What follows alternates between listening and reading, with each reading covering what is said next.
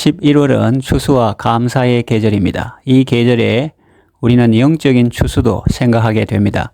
한 해를 마감하면서 우리는 인생의 마지막을 생각합니다. 성도의 일생은 뿌려진 씨가 알곡으로 자라 천국 창고에 들어가는 곡식과 같습니다.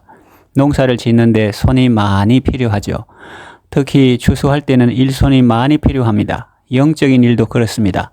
한 생명이 태어나고 성숙하는 데는 많은 사랑과 관심이 필요합니다. 돌봄이 필요한 영혼들은 많은데 그들을 돌볼 일꾼은 적습니다. 그러면 어떻게 해야 하겠습니까? 첫째로 추수하는 주인에게 요청해야 합니다. 지금 사마리아 수가 동네의 사람들이 예수님께 몰려오고 있습니다. 우물가에서 만났던 한 여인이 동네에 들어가 많은 사람들에게 메시아를 소개했고 사람들이 동네에서 나와 죽게로 오고 있습니다. 우리 주변에 예수님이 필요한 사람들이 많이 있습니다. 그들은 천국 복음을 듣고 싶어 합니다. 그들은 익은 곡식들과 같습니다. 추수를 기다리고 있습니다.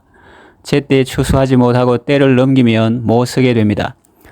여기서 익었다는 말은 이미 믿는 자가 충분히 성숙되고 성화되었다 하는 그런 의미가 아닙니다. 거듭나지도 않은 사람에게 성화를 기대할 수는 없습니다.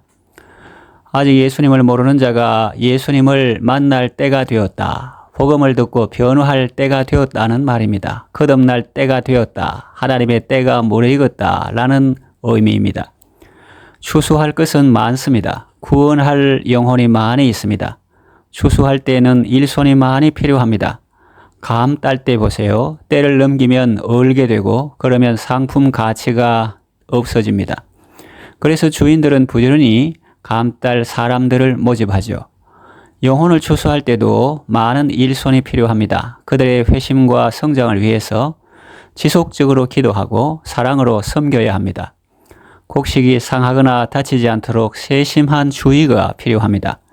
하나도 잃어버리지 않고 다 거두어서 다듬고 상자에 포장해서 천국 창고에 안전하게 들여놓아야 합니다. 돌보아야 할 사람은 많은데 돌볼 수 있는 사람은 적습니다.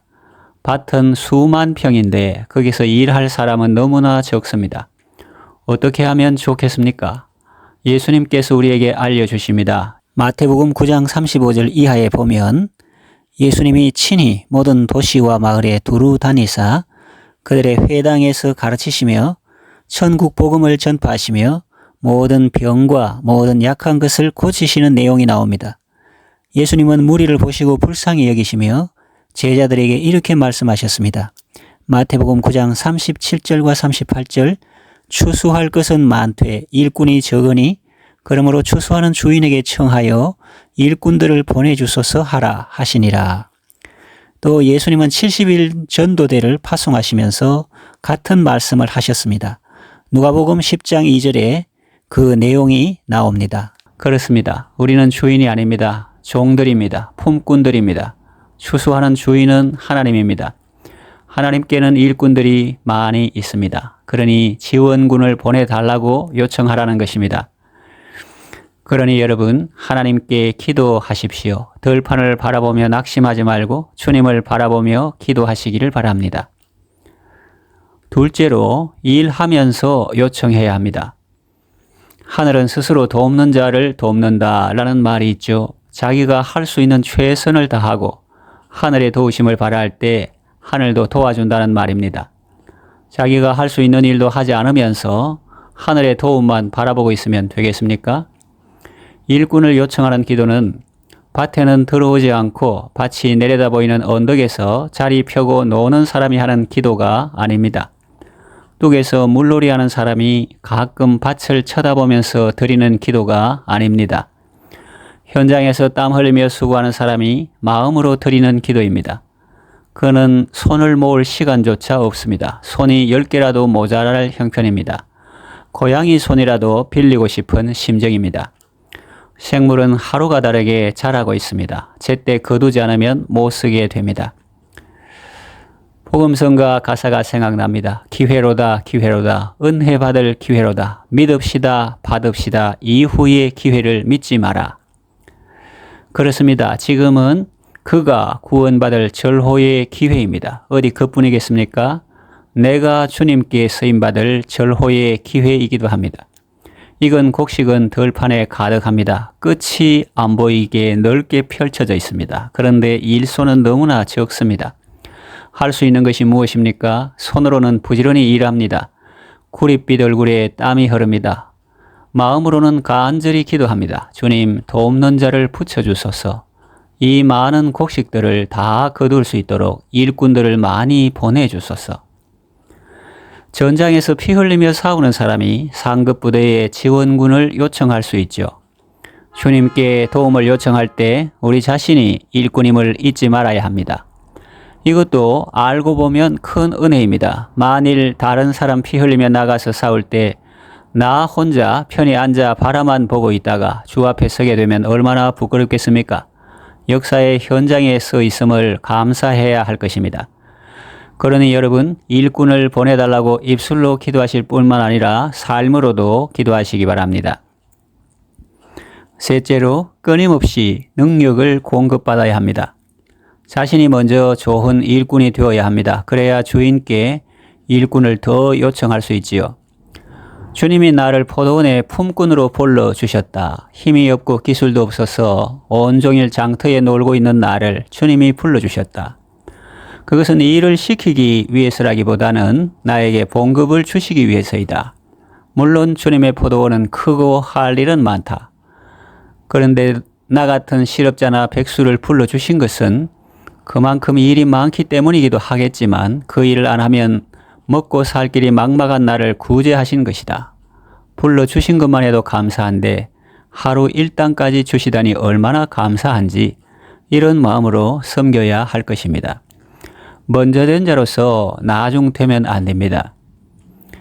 예컨대 나는 아침 일찍 픽업된 사람이다. 숙련된 기술자다. 온종일 놀다가 저녁 늦게 온 저 사람들과는 수준이 다르다. 그렇게 생각하면 안 됩니다. 그런 생각이 들면 그것은 사역의 적신호입니다. 영적으로 아주 위험한 상태에 있는 것입니다. 그런 마음이 들면 회개하고 이런 마음을 품어야 합니다. 저는 오후 5시에 부름을 받은 사람입니다. 장터에서 밭에 오는 시간까지 빼면 제대로 일할 시간은 1시간도 채 안 됩니다. 그런데도 나를 불러주셨습니다. 이런 마음으로 임해야 합니다. 주인이 명한 일을 열심히 해야 합니다. 그리고 대접받을 생각은 내려놓고 오히려 이렇게 생각해야 합니다. 나는 무익한 종이다. 마땅히 해야 할 일을 한 것뿐이다. 만일 다른 사람이 이런 큰 은혜를 받았다면 그는 더 많은 열매를 남겼을 것이다. 그런데 나는 이런 큰 은혜를 받고도 이 정도밖에 못했으니 무익한 종이다. 그렇습니다. 우리는 일꾼입니다. 자격이 있어서 된 것이 아니고 주님이 불러주셔서 된 것입니다. 우리는 주님의 양들을 돌보는 작은 목자이지만 우리 자신은 언제나 주님의 어린 양임을 잊지 말아야 합니다. 양은 주님의 인도를 따라야 합니다. 포도나무 가지는 나무에 꼭 붙어 있어야 합니다. 그래야 많은 열매를 맺을 수 있습니다. 열매를 많이 맺기 위해서 가지가 나무와 단절된다는 것은 있을 수 없는 일입니다. 사역의 열매에 너무 집착한 나머지 주님과의 연합을 소홀히 하면 결과가 좋지 않습니다. 탈진하고 범죄하고 무너집니다. 열매를 많이 맺으려면 가지가 나무에 꼭 붙어 있어야 합니다. 가지에 필요한 것은 나무에 다 있습니다. 전봇대가 튼튼해 보인다고 가지가 거리로 가서 붙을 수는 없죠. 생명이신 주님께 연합되어야 합니다. 그래야 많은 열매를 맺을 수 있습니다. 다른 사람에게 전파한 후에 자신이 버림받는 일이 없도록 해야 합니다. 다른 사람들을 돌보는 작은 목자이지만 자신은 양의 큰 목자에게 속한 어린 양임을 늘 기억해야 합니다. 자신이 주님의 인도를 따를 때 자신의 양들도 바르게 잘 인도할 수 있는 것입니다. 사람들에게 좋은 리더가 되고 싶으십니까? 여러분이 먼저 예수님의 좋은 팔로워가 되십시오. 포도원 주인께 일꾼을 요청하시겠습니까? 요청하십시오. 동시에 여러분이 항상 좋은 일꾼이 되십시오. 혹시 압니까? 하나님께서 보실 때 여러분이 그곳에 가장 적합한 일꾼이라서 그곳으로 보내셨을지 말입니다. 하나님께서 여러분에게 교회의 부족한 점이나 다른 사람의 허점이나 실수를 보게 하신 이유가 무엇일까요? 그것을 퍼뜨리고 비난하라고 보여주셨을까요? 여러분이 그 부족함을 채우는 사람이 되라고 보여주신 것 아니겠습니까?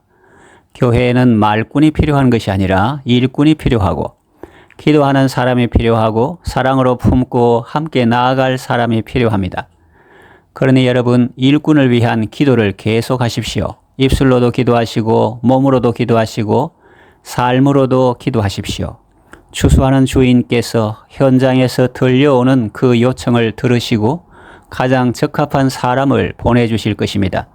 그러면 여러분은 하나님의 은혜로 또 동역자들과 합력함으로 추수를 잘 하게 될 것입니다. 이제 말씀을 정리하며 맺으려고 합니다. 추수할 것은 많은데 일꾼은 적다고 주님이 말씀하십니다.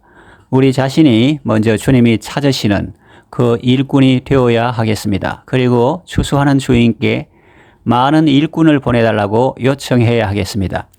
예수님을 통해서 끊임없이 능력을 공급받으십시오. 교만한 마음이 들거든 내려놓으시고 겸손한 마음으로 감사하며 섬기십시오. 주님과 함께 그리고 동역자들과 함께 많은 영혼을 추수하는 기쁨과 즐거움이 여러분에게 가득하기를 바랍니다.